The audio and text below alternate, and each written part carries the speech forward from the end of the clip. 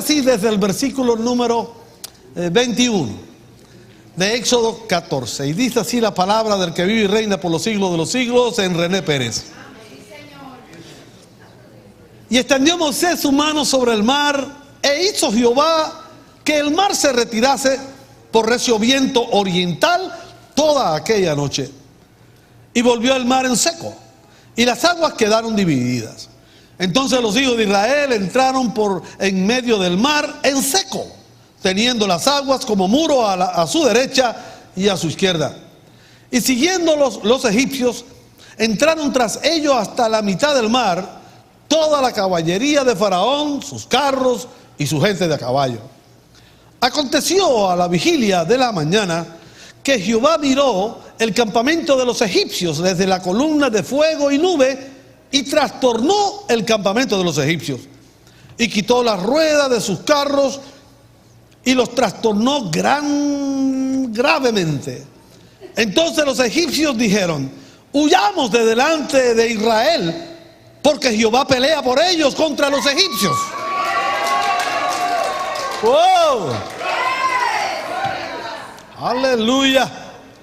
Y Jehová dijo a Moisés: extiende tu mano sobre el mar, para que las aguas vuelvan sobre los egipcios, sobre sus carros y sobre su caballería. Entonces Moisés extendió su mano sobre el mar, y cuando amanecía, el mar se volvió en toda su fuerza. Y los egipcios, al oír, se encontraban con el mar. Y Jehová derribó a los egipcios en medio del mar. Y volvieron las aguas, y cubrieron los carros y la caballería y todo el ejército de Faraón que había entrado tras ellos en el mar. No quedó de ellos ni uno. Abba, rendido a tus pies estamos. Haz lo que tú quieras, en el nombre de Jesús. Amén y amén. Pueden sentarse, pueden tomar su lugar. Tenemos traducción. Si alguien quiere traducción, la pueden pedir atrás.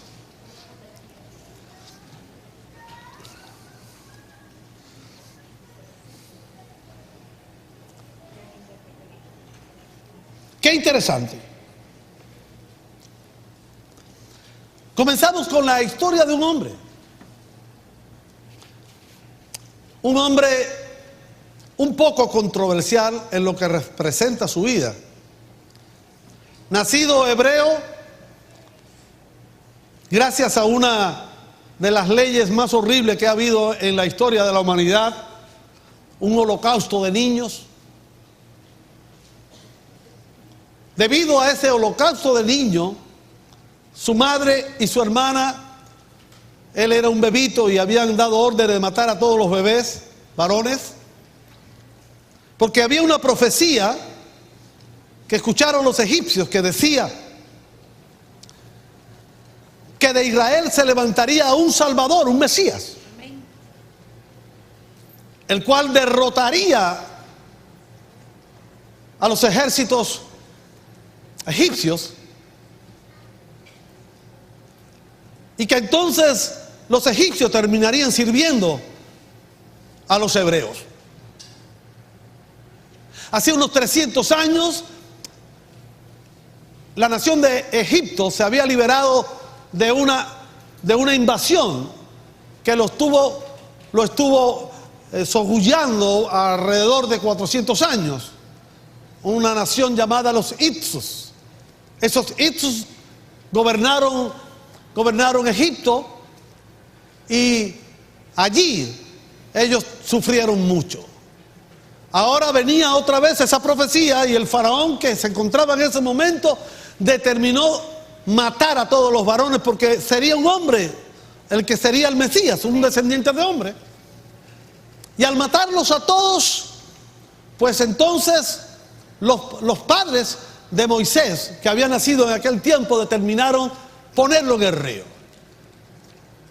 No era algo, diríamos, motivado para que el río se comiera, se tragara a Moisés. Ellos pensaban que Dios iba a hacer algo. E inmediatamente lo hicieron. En aquel momento el río estaba lleno de caimanes, de lo que nosotros llamamos cocodrilos, porque para los egipcios de aquel tiempo el cocodrilo era un dios. No se podía matar, no se podía tocar. O sea, usted se puede imaginar una cestita, la lanzaron al río y Miriam, la hermana, empezó a mirar cómo aquella canastica era arrastrada por la corriente del río. Llegó a la orilla. La orilla había un gran palacio, era el palacio de la hija, de la principal hija del faraón reinante en aquel tiempo. La tradición egipcia era que el adoptado tenía las mismas o los mismos beneficios de aquel que nacía del vientre de una persona. O sea, tenía la autoridad, tanto la hija como los hijos de Faraón y el mismo Faraón, de determinar quién era hijo o no era hijo. O sea, no tenía que ser descendiente sanguíneo, podía ser designado por la familia real. El canastito llega a aquel palacio, lo toma aquella mujer y lo adopta como hijo. Moisés llega a ser el primero de los hijos. Ramsés I no había tenido hijos y vienen a ser Ramsés II después de haber llegado Moisés a Egipto, a la familia real. Es por eso que Moisés es el primero en la línea dinástica para sustituir al faraón, a Ramsés, cuando muriera. O sea, se cría Moisés dentro del reino. Es catalogado en la historia como el hombre del momento. Era la persona cumbre, la persona más inteligente. Estaba considerado militarmente como el mayor estratega. Moisés era un hombre de organización, un hombre organizado. Había organizado las fuerzas armadas e incluso la caballería famosa de los egipcios. Moisés era el autor de él. No solo eso, Moisés era un hombre conocedor de la economía. Había un esplendor en ese momento en el reino de Egipto enorme. Pero él no sabía que era egipcio. Y pasó el tiempo, 40 años, su padre Ramsés, adoptado, ya estaba en decadencia. Y en ese momento pasa algo. Algo toca el corazón de Moisés y ve cuando unos soldados la emprende a golpes con un grupo de hebreos y él los defiende y mata a ese hombre. Inmediatamente se descubre que él también es hebreo y van a matarlo y él tiene que huir. Aquel que era el hombre del momento, aquel que iba a ser el rey de Egipto, llega a ser un perseguido y escondido. 40 años la pasa otra vez de su vida, primero opulentamente, ahora prácticamente miserablemente. 40 años pastoreando ovejas que no eran de él. 40 años que se movía por el desierto pasando vicisitudes, cuando él había sido un hombre de palacio. Pero algo pasa. Y de momento se encuentra él pastoreando ovejas, se le pierde una de sus ovejitas, la va a buscar a un famoso monte, y allí en aquel monte se encuentra un árbol que estaba ardiendo. Y cuando fue a ver aquello tan raro, que el árbol, veía que el árbol estaba ardiendo, pero no se consumía, y cuando ya estaba por llegar ahí, escucha una voz tremenda, terrible, que le dice que se detenga y que se quitara los zapatos, porque el lugar donde él estaba era santo, era apartado, por él el mismo Dios se le apareció. En aquel momento sucedió algo en Moisés. Moisés reconoció la grandeza de Dios, por eso cae Moisés frente a aquella aparición maravillosa, reconociendo que había cometido errores, que había hecho cosas terribles, que había pensado 40 años pidiendo venganza, 40 años recondenándose los hígados, los riñones, el corazón y los pulmones. 40 años que terminaron ahí. Y ahora sucedía algo de perseguido, de escondido, regresa a Egipto como profeta de Dios. Huyendo y ahora regresando siendo la boca y las manos de Dios. ¿Se está escuchando? Amén. Salió un asesino y regresaba un hombre de Dios. O sea, lo que sucedió allí en Sinaí no solamente fue el milagro de que Dios le hablaba, sino que Dios hacía el milagro con Moisés, de cambiarle su vida totalmente. Cambiarlo absolutamente. Cambiar sus sentimientos, sus emociones, cambiar su vida presente y su vida futura. ¿Y qué del pasado? No se mienta absolutamente nada de ahí en adelante de que Dios trate con Moisés sobre su pasado. Algo sucedió en aquel lugar que Dios hizo algo con el pasado de Moisés. Dios no le recuerda que fue quizás el faraón. Podía haber llegado a ser el faraón en Egipto. No le recordó eso. No le recordó los 40 años del desierto. Para nada, no hacía falta. Porque allí en Sinaí Dios acababa con el pasado de Moisés.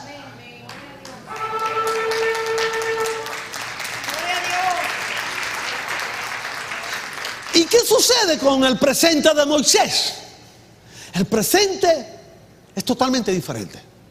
Nada que ver con egipcios, nada que ver con humanidad.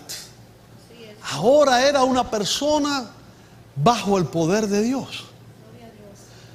Regresa a Egipto, nadie lo persigue, nadie lo mata. Todo el mundo quiere matarlo, pero no lo puede matar. Todo el mundo lo quiere hacer daño, pero no le pueden hacer daño. Mas sin embargo, él hace todas las cosas que nunca se imaginó hacer. Había algo transformador en él. Y comienza a funcionar bajo esa transformación. O sea, Moisés no se recuerda del pasado, sino Moisés está viviendo un presente que no puede entender quizás, pero que sí lo hace vivir diferente. Ahora vive en el poder de Dios. Y no se preocupa para nada por el pasado, sino lo que se preocupa es por el futuro. ¿Qué pasó en Moisés? ¿Qué pasó en Moisés? Que ya el pasado no tiene que ver, que ya no hay importancia en los recuerdos, que las experiencias del pasado, aunque son muy buenas, ya hay algo superior a esas experiencias del pasado. Son las perspectivas del futuro. Gloria a Dios. Moisés vive el presente, pero un presente de futuro. Y ahora llega allí, saca el pueblo de Egipto.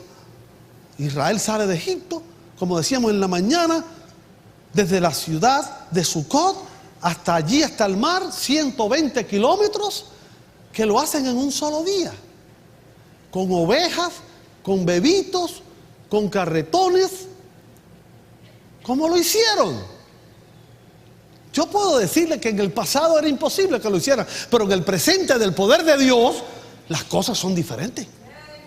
Y dice la Escritura que los movió como si estuvieran en alas de águila.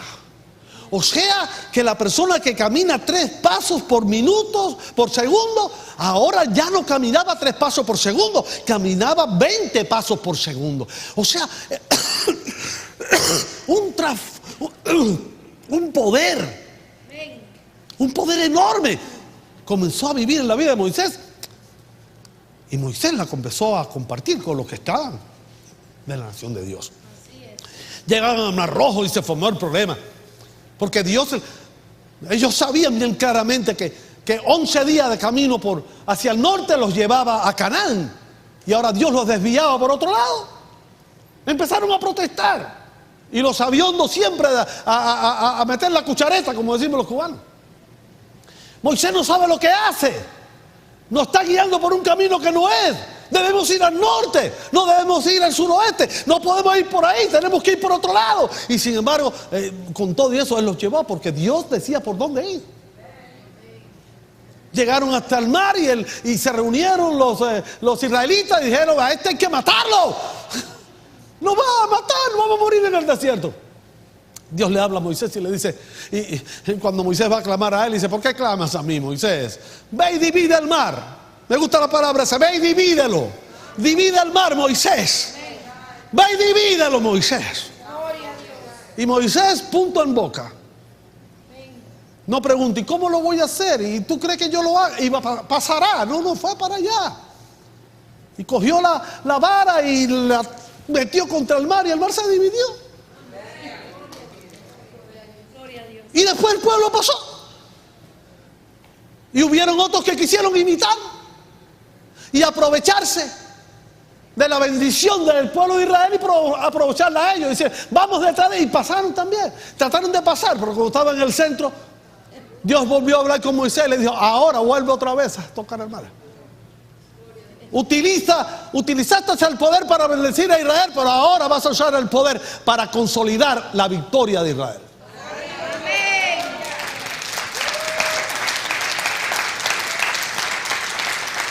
Y el mar regresó. Y dice que ni uno solo se salvó.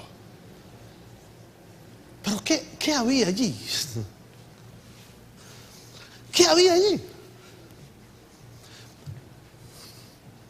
Allí lo que había era un hombre de Dios. ¿Qué cosa es ser cristiano?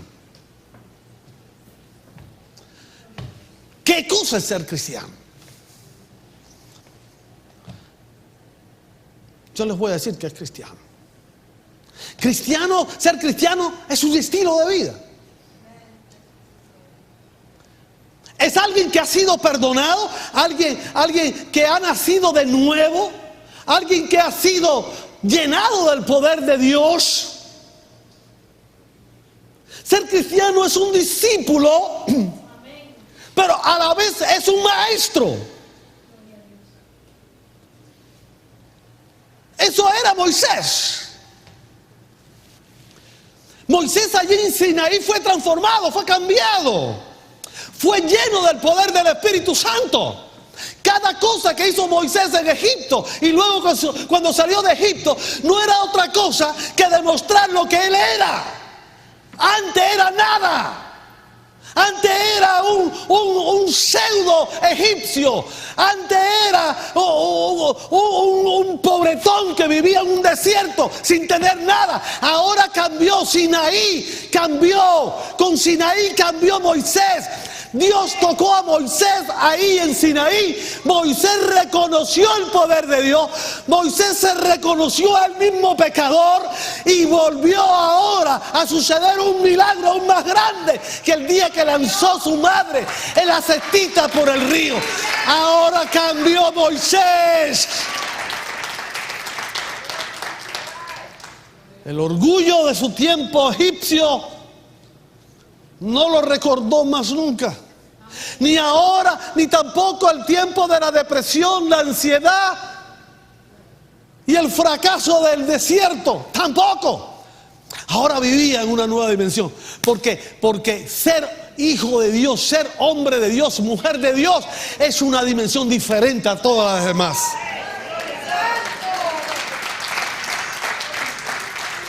Por eso les digo que ser cristiano es alguien que de verdad ha tenido un encuentro con Dios, un encuentro como Moisés. Mira, tú puedes dudar de todo lo que te dé la gana de Moisés, pero Moisés no dudó nunca.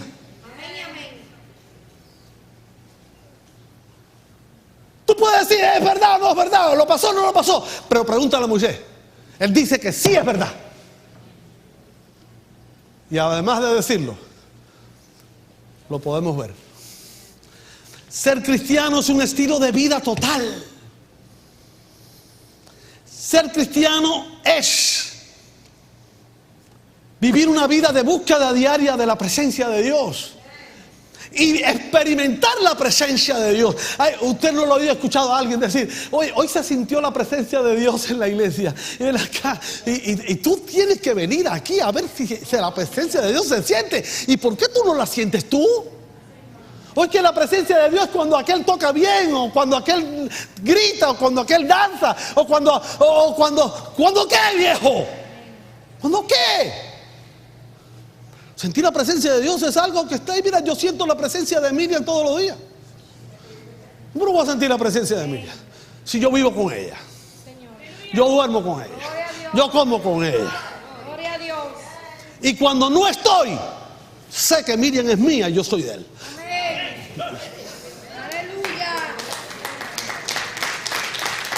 La presencia de Dios es algo que está ahí para el cristiano. El buscar esa presencia, esa relación de presencia, es algo natural.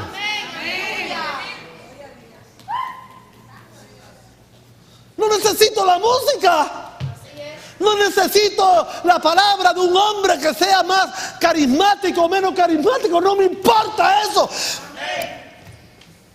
Mi relación con Dios tiene que ser una realidad. Y no depende si aquel habló, si aquel no habló, si aquel cantó, si aquel no cantó, si aquel hizo algo, si aquel pecó o no pecó, si aquel vino vestido o no vino vestido, si aquel... nada de eso depende de mí, de él, de mí, de él, de mí, de él, de él. Porque la vida cristiana es una vida individual con el Señor.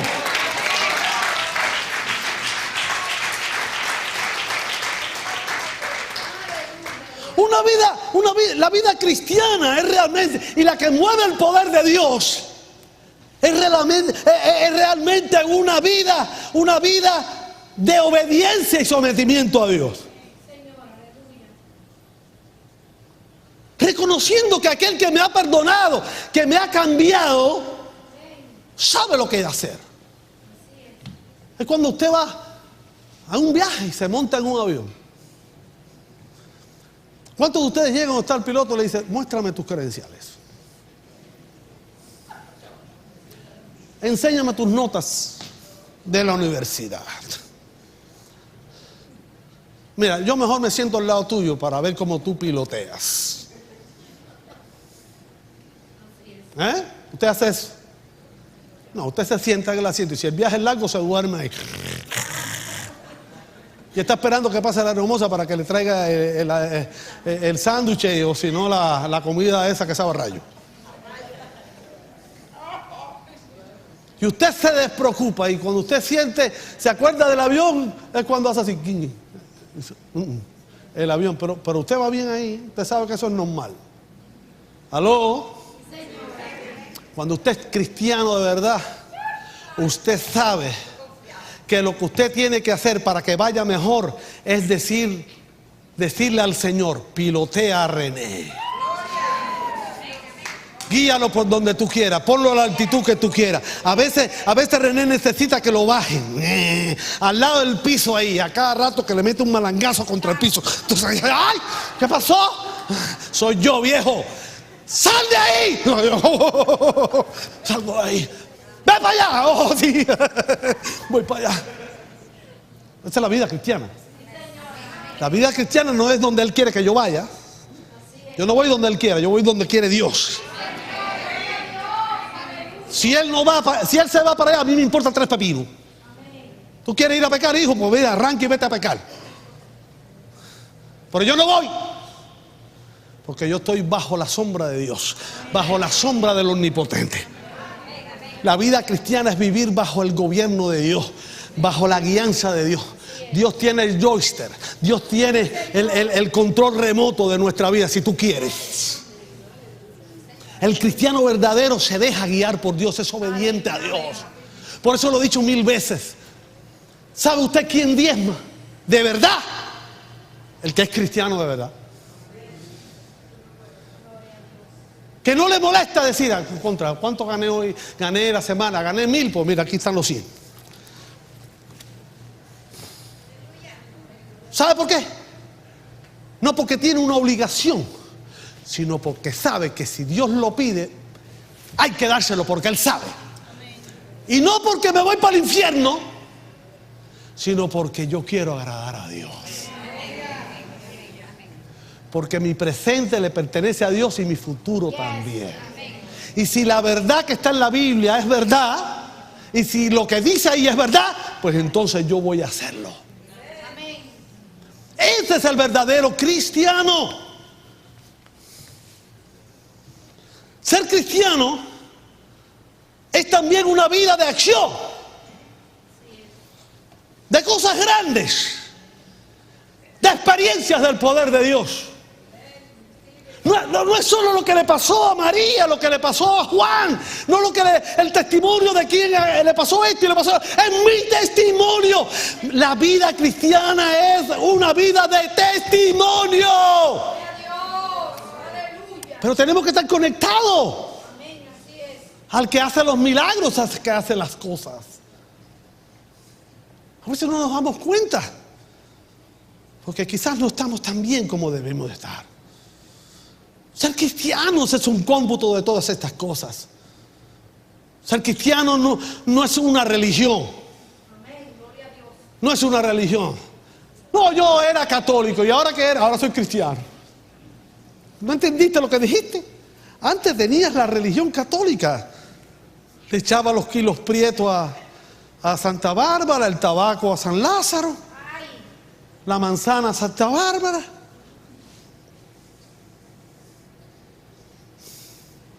Y ahora no, ahora tengo Biblia. Ahora tengo una Biblia. Y voy a la iglesia a los cultos. Antes iba a la misa, ahora voy a los cultos.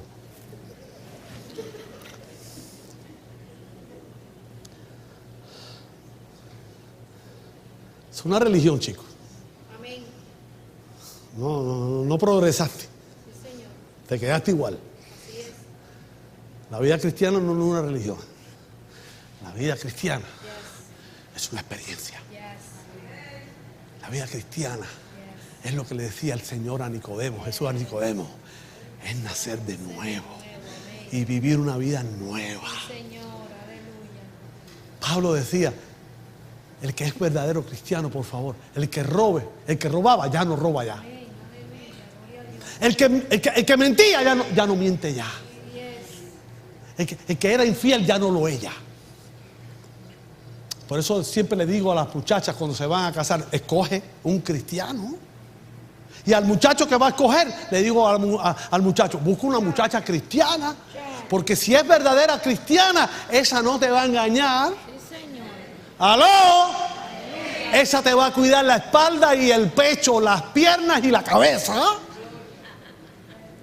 Pero si no es cristiano, si no es cristiana, entonces no vas a ver el poder de Dios, no vas a ver la gloria de Dios. Así es. Es un buen negocio casarte con un cristiano, pero es un mal negocio casarte con un religioso. Tienes que fijarte bien, Sindulfo. Anacleta, atiende, fíjate bien. Fíjate bien, porque hay quien se sabe la Biblia de memoria. No hace mucho uno me dijo, he leído 11 veces la Biblia de punta a rabo. Y yo le dije, ni punta ni rabo. Yo lo que sé de la Biblia, lo sé porque lo sé, pero no para competir. A ver cuántas veces rompo el récord de leer la Biblia de punta a rabo.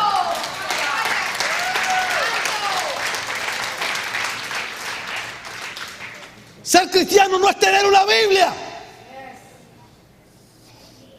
Hay quien la tiene al lado de la cama. Antes tenía los amuletos, ahora tiene la Biblia. Antes tenía una hoja una rama de esa de guano bendito y ahora tiene una cruz.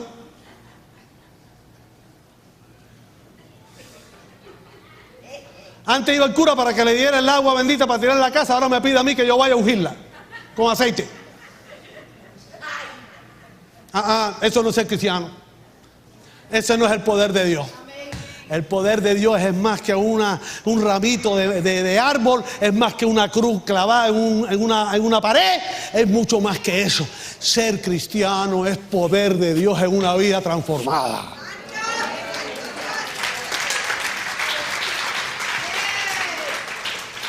no es ser miembro de una denominación o de una congregación. Miembro nominal me refiero. No es algo para vivirlo, tampoco es algo que se tiene para vivirlo en la iglesia. Por eso el cristiano es igual aquí que afuera. Señor, aleluya. ¿Cuántos vienen en bikini aquí? Nunca he visto una hermana en bikini. Aquí no vienen enseñando el cuerpo. El cristiano no lo enseña tampoco afuera. No sé si entendiste bien o quieres que te lo repita al revés. Si aquí no enseñas, allá afuera tampoco enseñas. Ser cristiano tiene pudor, tiene honestidad moral y pureza aquí y allá afuera.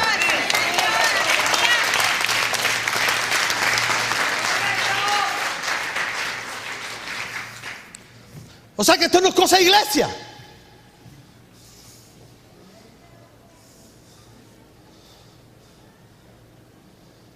No seas cristiano para cuando tengo necesidad de algo, para cuando necesito que el Señor me cure una enfermedad física o me liberte de una atadura o que me ayude en momentos económicos que tengo necesidad.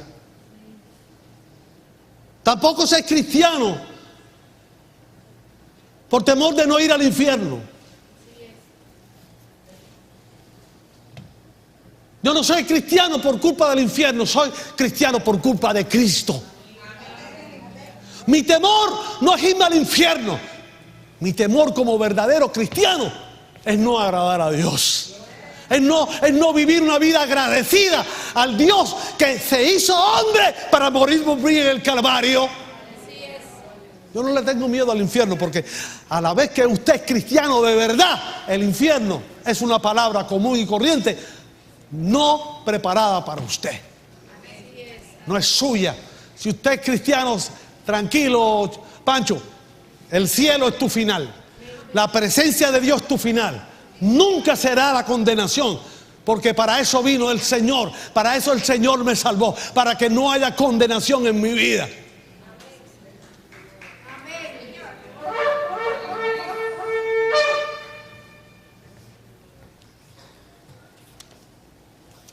Ser cristiano. Somos cristianos porque reconocemos que Cristo murió por nuestros pecados y queremos agradecerle su sacrificio con nuestro diario vivir.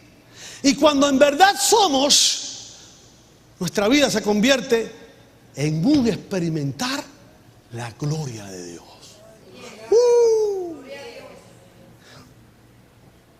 Dice que Moisés, estando allá arriba del templo, Dios lo llamó a hablar. Ven, Moisés, quiero conversar contigo.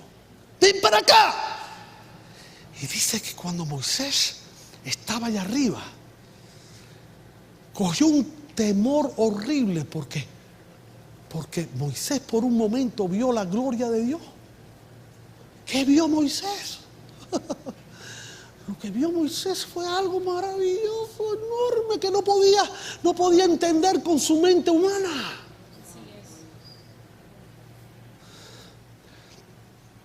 El verdadero cristiano está llamado a vivir en esa gloria. El verdadero cristiano está a vivir una vida diferente, porque si alguien está en Cristo, nueva criatura es. Todas las cosas viejas pasaron y ahora todas son hechas nuevas. La gloria de Dios no es algo que te puedo explicar, es algo que va a vivir en ti, que se va a manifestar en ti todos los días diferente. Si el Señor te sana de una enfermedad hoy, prepárate, eso no es nada. Eso fue solamente una gotita de gloria de Dios. Algo más va a venir mañana y pasado, cuando tú lo pidas y aun cuando no lo pidas, como dice Deuteronomio 28, la bendición te perseguirá. Tú no tendrás que caerle detrás a nadie.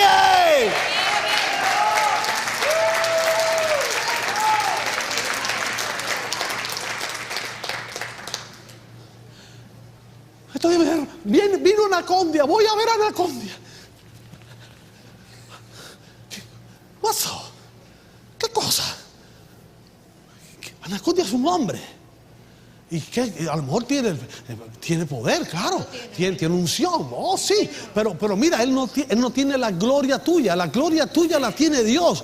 Él tiene la gloria para ti. No poner la vista en el hombre, ponerla en Dios. El que es cristiano verdadero, hermano, quiero decirte, como decía Pablo, puesto los ojos en Cristo, el autor y el consumador de la fe, en él la vista. El cristiano verdadero no le importa que falló aquel, ¿viste lo que hizo fulano? Oye, dejó a la esposa con 5 hijos. ¿Y qué? ¿Qué me quiere decir con eso? No, porque ahora imagínate tú. Me recuerdo cuando cayó por primera vez Jimmy Swaggart aquella vez. Nosotros habíamos comenzado la iglesia. Había una persona, una familia, que ellos eran amadores de Jimmy Swaggart. Ni siquiera diezmaban en la iglesia. El diezmo de la iglesia se lo mandaban a Jimmy Swaggart. Siendo totalmente incorrecto, porque el diezmo es para la iglesia, para el lugar donde se da el alimento y tú recibes el alimento. Pero ellos amaban tanto a Jimmy Swaggart. Y cuando Jimmy Swaggart cometió lo que cometió, pues entonces empezaron a dejar de venir. Y dije, ¿qué pasa? ¿Por qué no están viniendo? No, es que con esto de Jimmy Swaggart ya yo no sé ni en quién creer. Me digo, mira, te voy a decir una cosa. Yo era muy jovencito en el evangelio y tenía la lengua más larga que la que tengo ahora. Era un pastor bien joven y no sabía bien si era la lengua, la espada del espíritu, o era la que yo tenía que tener aquí al lado. Y le saqué y le dije, no, te equivocaste. Tú no eres cristiana, ni ustedes son cristianos, ustedes son seguidores de hombres. Yo no sigo a Jimmy Swaggart ni sigo a René Pérez. Me miro en el espejo y, como decía una hermana hoy aquí en la iglesia, le decía, tengo un problema porque cada día me veo más malo.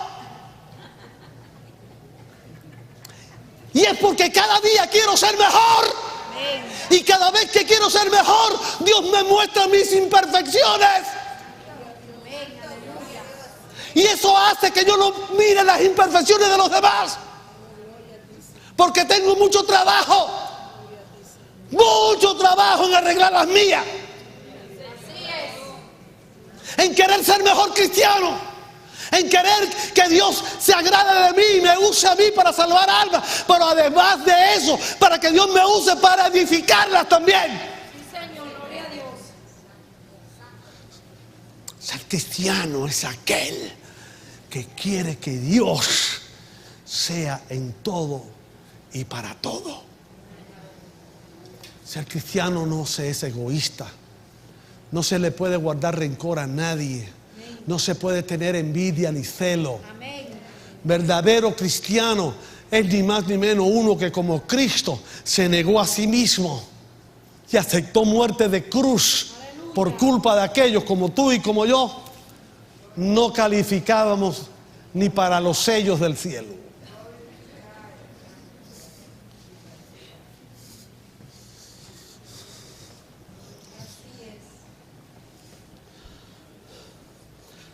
El que es verdaderamente cristiano vivirá bajo grandes cosas.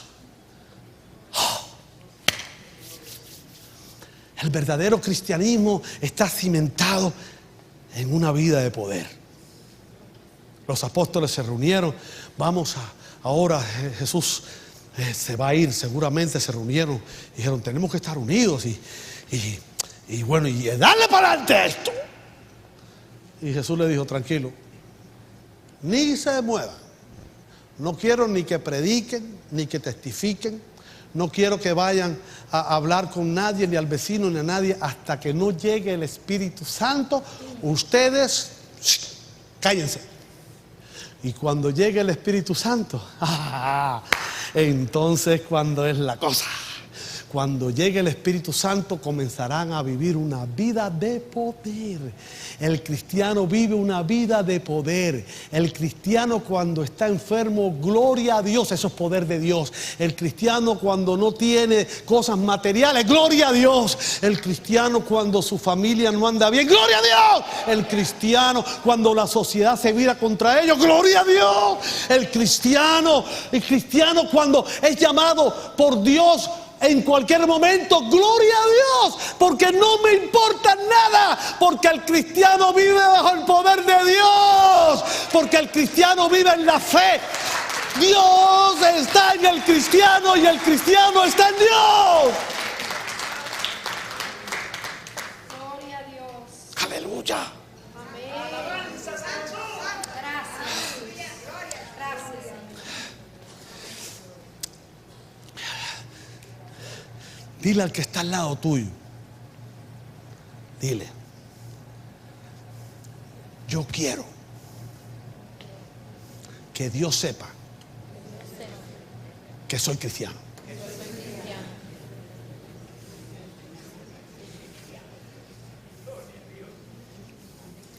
Yo quiero que Dios lo sepa.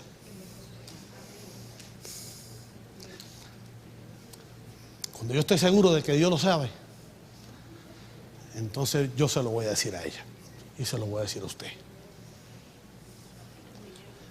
El cristiano verdadero demuestra el cristianismo por sus obras toda la vida.